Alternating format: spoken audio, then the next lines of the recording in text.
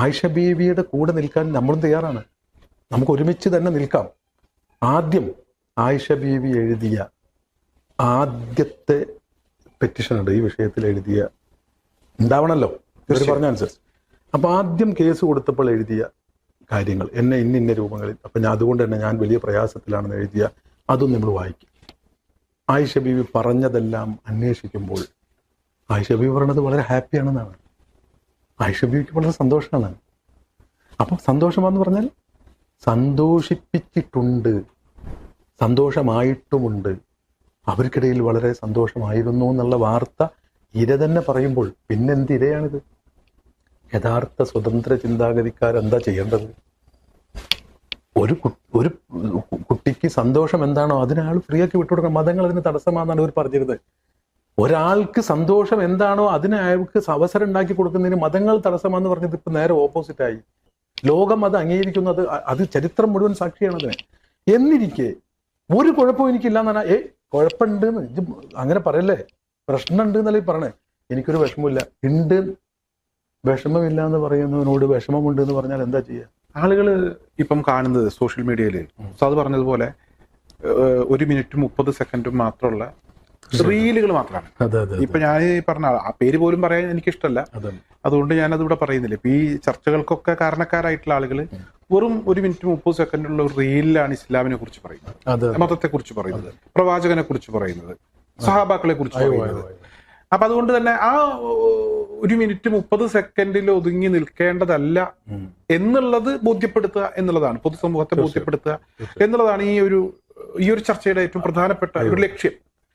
മറ്റൊരു വിഷയത്തെക്കുറിച്ച് ഇനി എനിക്ക് ചോദിക്കാനുള്ളൊരു വിഷയം എന്ന് പറഞ്ഞാൽ, സോഷ്യൽ മീഡിയയിൽ ഏറ്റവും കൂടുതൽ നമുക്കൊന്നും അത് പറയാൻ കഴിയില്ല, ചർച്ച ചെയ്യാൻ പോലും ഇഷ്ടപ്പെടാത്തൊരു വിഷയമാണ് പ്രവാചകനെ കുറിച്ച് വളരെ മോശപ്പെട്ട വിഷയങ്ങൾ. 9 വിവാഹം കഴിച്ചു, ഞാൻ പറഞ്ഞല്ലോ എനിക്കത് പറയുന്നതിൽ ബുദ്ധിമുട്ട്. ആയിഷ ബീവിയുമായി ബന്ധപ്പെട്ടിട്ടുള്ള ചർച്ചകൾ, ആയിഷ ബീവിയുടെ പ്രായത്തെക്കുറിച്ചുള്ള അഭിപ്രായ വ്യത്യാസങ്ങൾ അത് ചർച്ചയാക്കുന്നു. അങ്ങനെ ഞാനതിനെ കൂടുതൽ പറയേണ്ടത് അത്തരം ചർച്ചകൾ നടക്കുന്നുണ്ട്. യഥാർത്ഥത്തിൽ ഈ ആയിഷ ബീവിയുമായി ബന്ധപ്പെട്ടിട്ടുള്ള ആ വിവാഹവുമായി ബന്ധപ്പെട്ട് എന്തെങ്കിലും ചർച്ചകൾ ആ കാലത്ത് നിലനിന്നിരുന്നോ? ഇപ്പം ഇതിങ്ങനെ ചർച്ച ചെയ്ത് എവിടുന്നാണ് ഈ ചർച്ചകൾ ഉയർന്നു വരുന്നത്? ഞാൻ ഈ നേരത്തെ പറഞ്ഞേ അതേ പാർട്ടിൽ ഈ ചോദ്യം നിങ്ങൾ ചോദിക്കുന്നത്, നിങ്ങളുടെ അതായത് സാമൂഹികമായി നിങ്ങൾ ഇടപെടുന്ന ഒരാളാണ്, നിങ്ങൾ കേട്ടതും വായിച്ചതും ഒക്കെയാണ് നിങ്ങൾ ഈ ചോദിക്കുന്നത്. സത്യത്തിൽ നേരത്തെ നമ്മൾ പറഞ്ഞു വെച്ച ഒരു കാര്യമുണ്ട്. ചോദ്യകർത്താവിൻ്റെ കൺസെപ്റ്റും അവരുടെ വിശ്വാസവും അവരെ ഫോളോ ചെയ്യുന്ന ആളുടെ വിശ്വാസവും നോക്കുമ്പോൾ ഈ ചോദ്യമൊക്കെ ശരിക്കും അവർക്ക് നേരെ തിരിയുന്ന ചോദ്യമാണ്. ഒന്ന്, സ്ത്രീകൾക്ക് അവരാണ് ഇതിൽ പരാതി പറയേണ്ടത്. ഈ ചോദ്യത്തെ നമുക്ക് ഇങ്ങനെ എടുക്കാം. അതായത് ആയിഷ ബീവിയുടെ ഭാഗവും ഇപ്പുറത്ത് നബി സല്ലല്ലാഹു അലൈഹി വസല്ലമയുടെ ഭാഗവും രണ്ടാളാണല്ലോ ഉള്ളത്. അപ്പൊ ആരാണ് ഇവിടെ ഈ ചോദ്യകർത്താവിന്റെ അല്ലെങ്കിൽ ഈ അന്വേഷിക്കുന്ന ആളുകളുടെ ഭാഗത്ത് ആരാണ് ശരിക്കും ഈ ക്രൂരതയ്ക്ക് വിധേയായ ആളാരാണ്? നിങ്ങൾക്ക് പറയാം, എന്റെ ചോദ്യത്തിന് മറുപടി പറയാം. എന്തായാലും ക്രൂരത ആർക്കാ കിട്ടിയത്? അവരുദ്ദേശിക്കുന്നത് ആയിഷ ബീവിയാണ്. ഇര അവരുടെ ഭാഷയിൽ ഇര ആയിഷ ബീവിയാണ്. ആരാണ് പ്രതിയായി നിൽക്കുന്ന വർഷത്തുള്ളത് തന്നെ നബി സല്ലല്ലാഹു അലൈഹി വസല്ലമയാണ് ഇവർ പറയുന്നത്. അപ്പൊ ഈ 2 വർഷമല്ലുള്ളത്. ഇവരുടെ ഭാഷ കേട്ടാൽ തോന്നും നമ്മൾ ആയിഷ ബീവിന്റെ കൂടെ നിൽക്കാം, കാരണം ഇരയുടെ കൂടെ നിൽക്കണം. ഇങ്ങനെ പാടുണ്ടോ എന്നാണ് ചോദിക്കുന്നത്. ഇവിടെ നമുക്ക് അവരോട് ഈ വിഷയത്തിൽ പറയാനുള്ളത്, ആയിഷ ബീവിയുടെ കൂടെ നിൽക്കാൻ നമ്മളും തയ്യാറാണ്. നമുക്ക് ഒരുമിച്ച് തന്നെ നിൽക്കാം. ആദ്യം ആയിഷ ബീവി എഴുതിയ ആദ്യത്തെ പെറ്റിഷൻ ഉണ്ട്, ഈ വിഷയത്തിൽ എഴുതിയ ഉണ്ടാവണമല്ലോ ഇവർ പറഞ്ഞ അനുസരിച്ച്. അപ്പൊ ആദ്യം കേസ് കൊടുത്തപ്പോൾ എഴുതിയ കാര്യങ്ങൾ എന്നെ ഇന്ന രൂപങ്ങളിൽ, അപ്പൊ ഞാൻ അതുകൊണ്ട് തന്നെ ഞാൻ വലിയ പ്രയാസത്തിലാണെന്ന് എഴുതിയ അതും നമ്മൾ വായിക്കും. ഏതെങ്കിലും ഒരു പ്രൂഫിൽ നിന്ന് നമ്മൾ വായിച്ചാൽ മതി. അത് വായിച്ചിട്ട് നമുക്ക് എന്തൊക്കെ നടന്നു, എന്തൊക്കെ പ്രശ്നങ്ങളാണ് ആയിഷ ബീവി അനുഭവിച്ചത് എന്നുള്ളത് വായിക്കാം ഫസ്റ്റ്. എന്നിട്ട് നമുക്ക് ആയിഷ ബീവിനെ കൂടെ നിൽക്കാം. അതിന് അതൊന്ന് വായിക്കാൻ പറ്റുമോ? ഈ പെറ്റീഷൻ ഒന്ന് വായിക്കണ്ടേ? നമുക്ക് FIR ഒന്ന് വായിക്കണ്ടേ? FIR രജിസ്റ്റർ ചെയ്തിട്ടാണല്ലോ അതിന്റെ ബാക്കി കാര്യങ്ങൾ അന്വേഷണമായിട്ട് മുന്നോട്ട് പോകേണ്ടത്. അപ്പൊ അതൊന്ന് വായിക്കാൻ വല്ല വഴിയുണ്ടോ? അങ്ങനെ ഒരു പരാതി ഇതുവരെ എന്ന് പറഞ്ഞാൽ ആയിഷ ബീവിക്ക് ഒരു പരാതി ഇല്ല എന്ന് പരാതി ഉള്ളതായിട്ട് എവിടെയും ഇല്ലെന്നും നമുക്ക് ഇരയുടെ കൂടെ നിൽക്കാമായിരുന്നു, പക്ഷെ ഇര എന്തെങ്കിലും ഒന്ന് പറയണ്ടേ, ഒരു ഇര വേണ്ടേ, ഇരയുടെ കൂടെ നിൽക്കാൻ ഒരു ഇര വേണ്ടേ. അപ്പൊ ഇര എന്ന് പറയപ്പെടുന്നത് എന്തില്ല, ഒരു ഇരയില്ലാത്തൊരു ഇരയായിപ്പോയി. അപ്പൊ ഇതിനെ നമുക്ക് എങ്ങനെ ഇപ്പൊ മനസ്സിലാക്കേണ്ടത്? ആയിഷ ബീവി എന്തെങ്കിലും ഒന്ന് പറഞ്ഞിട്ടുണ്ടാവുമല്ലോ ഇതില്. അപ്പൊ അത് നമുക്ക് എടുക്കാം. ആയിഷ ബീവി പറഞ്ഞതെല്ലാം അന്വേഷിക്കുമ്പോൾ ആയിഷ ബീവി പറഞ്ഞത് വളരെ ഹാപ്പിയാണെന്നാണ്. ആയിഷ ബീവിക്ക് വളരെ സന്തോഷമാണ്. അപ്പൊ സന്തോഷമാണെന്ന് പറഞ്ഞാൽ സന്തോഷിപ്പിച്ചിട്ടുണ്ട്, സന്തോഷമായിട്ടുമുണ്ട്, അവർക്കിടയിൽ വളരെ സന്തോഷമായിരുന്നു എന്നുള്ള വാർത്ത ഇര തന്നെ പറയുമ്പോൾ പിന്നെന്ത് ഇരയാണിത്? അപ്പൊ ഇവിടെ യഥാർത്ഥത്തിൽ ആരാണ് ഇര? ഈ പ്രശ്നങ്ങളുമായി വന്ന ആളുകളെ അറിയാതെ വിശ്വസിച്ചവരാണ് ഇര. ഈ ഇഷ്യൂസ് ഉണ്ടാക്കുന്നവരെ വിശ്വസിച്ചു പോയ സമൂഹത്തിലെ പാവങ്ങളാണ് ഇവിടെ ഇര. അവരെയാണ് ഇവർ ചൂഷണം ചെയ്യുന്നത്. ആയിഷ ബീവി എഴുതിയത് സന്തോഷമാണെന്നാണെങ്കിൽ യഥാർത്ഥ സ്വതന്ത്ര ചിന്താഗതിക്കാരെന്താ ചെയ്യേണ്ടത്? ഒരു കുട്ടിക്ക് സന്തോഷം എന്താണോ അതിനാൾ ഫ്രീ ആക്കി വിട്ടുകൊടുക്കണം. മതങ്ങൾ അതിന് തടസ്സമാണെന്നാണ് ഇവർ പറഞ്ഞിരുന്നത്. ഒരാൾക്ക് സന്തോഷം എന്താണോ അതിന് അയാൾക്ക് അവസരം ഉണ്ടാക്കി കൊടുക്കുന്നതിന് മതങ്ങൾ തടസ്സമാണെന്ന് പറഞ്ഞത് ഇപ്പൊ നേരെ ഓപ്പോസിറ്റായി. ഈ കുട്ടി പറയണ എനിക്ക് ഹാപ്പിയാണ്, സന്തോഷമാണ്, പക്ഷെ തടസ്സമാരാ? യുക്തിവാദികളും സ്വതന്ത്ര ചിന്താഗതിക്കാരും. അപ്പൊ അവർക്ക് ഞാൻ പറയുന്നത്, അവർ പറയുന്നു ഞങ്ങൾക്ക് സന്തോഷമാണ് എന്ന് വിളിച്ചു പറയുന്നു. ലോകം അത് അംഗീകരിക്കുന്നത്, അത് ചരിത്രം മുഴുവൻ സാക്ഷിയാണ് അതിന്.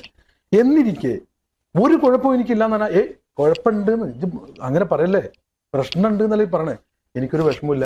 ഉണ്ട്, വിഷമമില്ല എന്ന് പറയുന്നവനോട് വിഷമമുണ്ട് എന്ന് പറഞ്ഞാൽ എന്താ ചെയ്യുക?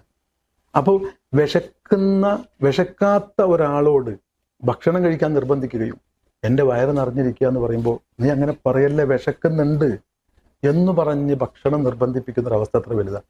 അപ്പോൾ ഇതിലൊക്കെ ഇരയാണ് പരാതിയുമായി വരേണ്ടത്. ചരിത്രത്തിൽ ഇര വന്നത്, ഇരയായി പറയപ്പെട്ട ആളുകൾ വന്നത് സന്തോഷ വാർത്തകളുമായിട്ടാണെങ്കിൽ ഇതിനേക്കാൾ വലുത് എന്താണ് ഇനിയിപ്പോൾ അതിൽ പറയാനുള്ളത്?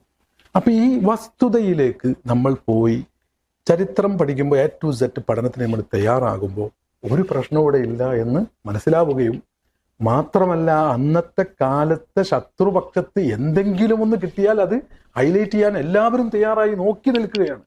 ഒരാൾക്ക് അന്നുണ്ടായിട്ടില്ല. പിന്നെയാണ് ഇന്ന്. അതാ ഞാൻ പറഞ്ഞത്. അപ്പൊ ഏതൊരു പ്രശ്നവും ഒരു സാമൂഹികമായ ഒരു അന്തരീക്ഷത്തിലേക്ക് ബന്ധപ്പെടുത്തുന്ന കാര്യങ്ങളാണ് ഇതൊക്കെ. അന്നത്തെ സമൂഹത്തിൽ അത് സാർവത്രികമാണ് എന്നതിന് തെളിവാണല്ലോ. ആരോപണത്തിന് പോലും ഒരു ഒറ്റ ആള് പോലും ഇരക്ക് പോലും ഒരാൾ കിട്ടിയില്ലല്ലോ. അപ്പൊ ആ വിഷയം അത്രയും ഒരു നിലക്കും അത് നമുക്ക് പ്ലസ് ആയ കാര്യങ്ങൾ. നബി സല്ലല്ലാഹു അലൈഹി വസല്ലം തങ്ങളുടെ മദ്ഹ് പറയേണ്ട, അവിടുത്തെ മഹത്വത്തിന് ഏറ്റവും കൂടുതൽ തെളിവ് ധരിക്കേണ്ട ഇത്തരം സംഭവങ്ങൾ എടുത്തിട്ടാണ് നേരെ ഓപ്പോസിറ്റ് ആയിട്ട് ചിത്രീകരിക്കാൻ ഇവർ ശ്രമിക്കുന്നത്.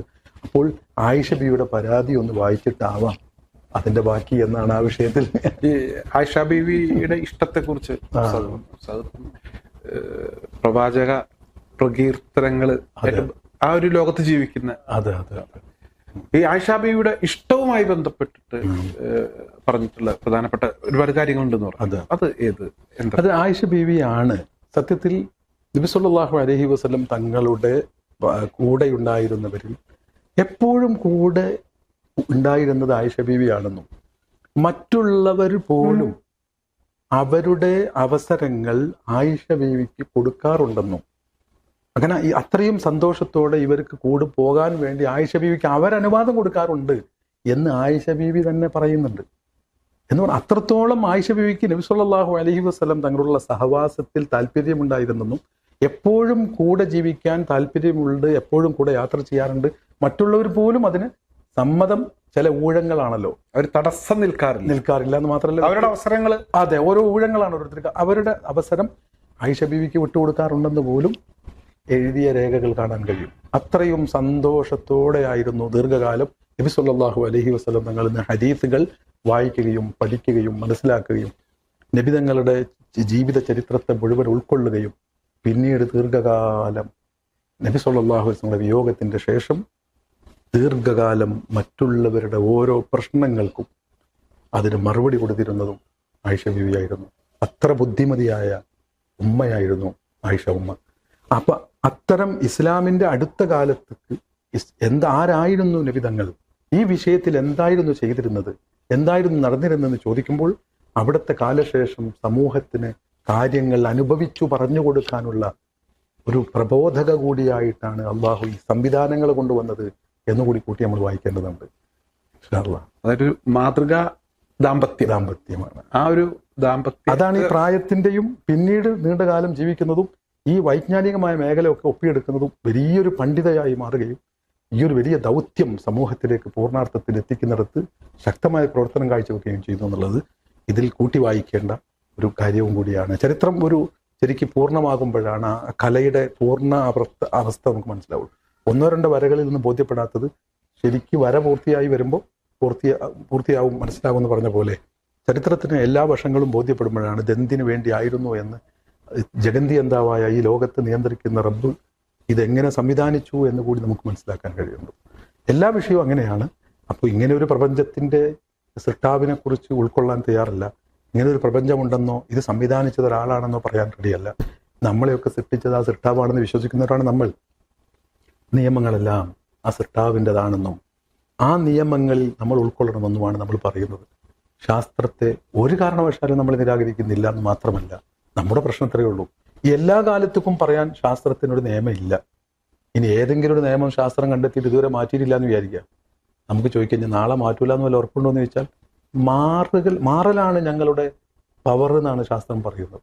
അപ്പോൾ നിരന്തരമായി വർഷങ്ങളോളം ഒരു നിലക്കും മാറ്റാതെ തന്നെ ഒരു കുഴപ്പവും ഒരു വെല്ലുവിളിയും ഇന്ന് വരെ ഇതിന് നേരെ വന്നിട്ടില്ല, വിജയിച്ചിട്ടില്ല.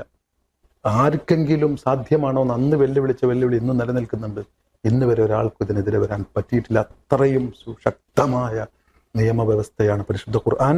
നേരത്തെ പറഞ്ഞത് ആവർത്തിക്കുകയാണെങ്കിൽ സമാനമായ നിയമസംഹിതകളെ നിങ്ങൾ ഒരുമിച്ച് കൂടിയിരുന്ന് സകല യുക്തിചിന്തകളും ഈ ടീമുകളും മുഴുവനും വട്ടമേശ കൂടിക്കോട്ടെ. അത് ലണ്ടനിലാണെങ്കിലും ഇസ്രായേലിലാണെങ്കിലും ഇവരെവിടെ സഞ്ചരിക്കുന്നു അവിടെ ആളുകളെ കൂട്ടിക്കോട്ടെ. എല്ലാവരും ഇരുന്ന് ഒരുമിച്ച് ഒരു ഭരണഘടന നിയമസംഹിത ഉണ്ടാക്കട്ടെ. അത് മുന്നിൽ വെച്ച് നമുക്ക് സംസാരിക്കാനും നമ്മൾ തയ്യാറാണ്. എന്തെങ്കിലും ഒന്ന് വേണ്ടേ മറുവശം അതുകൂടി കൂട്ടുമ്പോഴാണ് ഇതിന്റെ ലോജിക്ക് കറക്റ്റ് ആളുകൾക്ക് ബോധ്യപ്പെടുകയുള്ളൂ എന്നുള്ളത് കൂട്ടത്തിൽ പറഞ്ഞൊന്ന് മാത്രം. ഇനി അല്ലെങ്കിലും നമുക്ക് സംസാരിക്കാവുന്നതാണ്. ഇതുപോലത്തെ ഡിസ്കഷൻ ഇവിടെ സാധാരണ നടക്കുന്നതുമാണ്. മർഹബ. എന്തായാലും ഉറക്കം നടിക്കുന്ന ആളുകളെ നമുക്ക് ഉണർത്താൻ കഴിയില്ല, പക്ഷെ ഉറങ്ങുന്ന ചില ആളുകൾക്ക് നമുക്ക് ഒരു ചർച്ച കൊണ്ട് ഉണർത്താൻ കഴിയുകയാണെങ്കിൽ അതൊരു നല്ല കാര്യമാണ് എന്നുള്ള നിലക്കാണ് ഞാൻ ഉസ്താദിനെ അന്വേഷിച്ചത്. എന്തായാലും ഞാൻ അന്വേഷിച്ച ആളെ തന്നെയാണ് കണ്ടെത്തിയത്. ഒരുപാട് സന്തോഷം.